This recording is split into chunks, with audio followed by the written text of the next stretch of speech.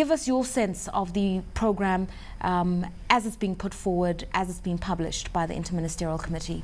Now, Rata, I think the first thing to note about this is that it is a draft IRP. It's not the final IRP. It's still got to go through a public process and finally be gazetted, and there might still be changes. But I think experience shows that these kind of changes are generally tinkering with a lot of work that has been done up to now. So I guess that although we're looking at this draft IRP, it is probably getting pretty close to what is finally going to be promulgated after the public process. What is the Interministerial Committee putting forward? What is the percentage of renewables within the energy mix? How much dependency still on hydrocarbons?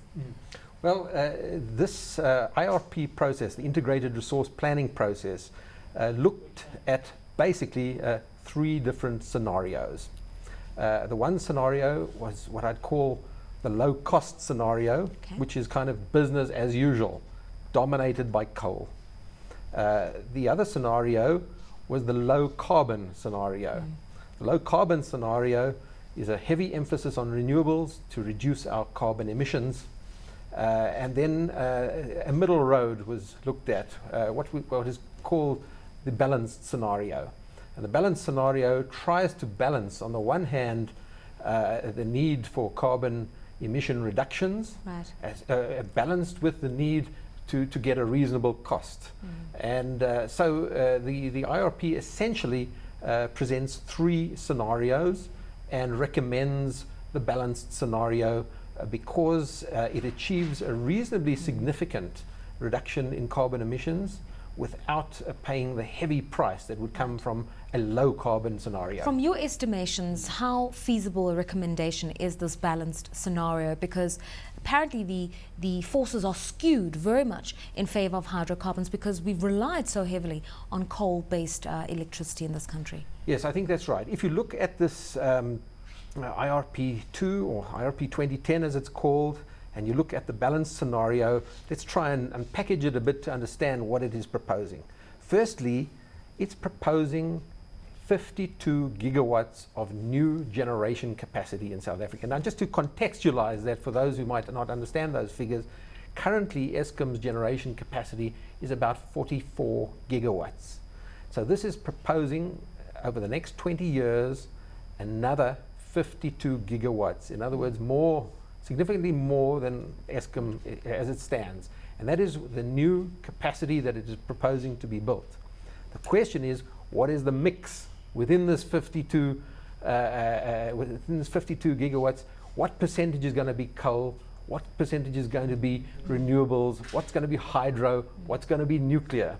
And these figures are of great interest because the costs that we're talking about, the sums of money that we're talking about are truly staggering. We're talking about, depending on the scenario, the low-cost scenario versus the high-cost scenario, between 800 billion and 1,200 billion rands over the next 20 years. These are huge sums. Now, we've also just seen reports in the media recently that Eskom, by their estimation, believe that they can only guarantee energy supply at least up until about 2013. But if the economy recovers globally and here in South Africa, we should expect rolling blackouts from next year through to 2016 because there's just no capacity to handle the industrial demand. Well, I think the IRP 2010 puts a different picture on that. Of course, the whole basis behind an integrated resource plan is to firstly look at the demand for electricity over the next 20 years, year by year, to work out and project the demand forecasts, and then to figure out how this demand is going to be met, both from existing capacity, plus reducing demand through demand-side management and energy efficiency techniques, and then building of new capacity with a mix of energy sources, a diversity of energy sources. And why a diversity? In order to control risk. How much of this new strategy and program going forward is going to start incorporating and encouraging investments into renewables? Because apparently we've got the technologies, they just need to be rolled out, and the regulation needs to be in favor and support of independent power producers. Well, let's look at the breakdown, the mix that is proposed by the IRP 2010. Of this 52 gigawatts of new capacity, 33% of that is proposed to come from coal. that is the biggest source of this new capacity will still be coal under IRP 2010. The next biggest capacity is going to be nuclear. So nuclear is a big winner in this process, and some 20% of this 52 gigawatts is going to come from nuclear. Gas is an interesting new development, and it's going to require a new gas industry in South Africa. They are proposing that some 17% of this 52 gigawatts is going to come from gas and diesel. But getting to renewables, unfortunately, only 10% is going to come from wind and solar. Right. So in this IRP 2010, renewables are kind of still taking a backseat. Because we don't have much time, but let's talk about the refit tariff and incentivizing investment and also uptake for the consumer. What needs to be considered? Well, I think that the first thing that we need to say is that it's overdue that we actually get independent power producers involved. We need to set electricity prices at prices that encourages them. We need to give incentives for them to use renewables, and we need to make sure that they get proper access to the network for distribution. Okay, and let's just get your views here finally, Chris Yelland. I mean, experts are saying that producers need to quote a wholesale price per kilowatt hour. Then we need to get a sense of what it's going to cost for Eskom to transmit. And then we need to present all the figures to South African consumers so that they decide whether they want their electricity from an Eskom or from a renewable producer. And this ultimately will be the make or break of this IRP2.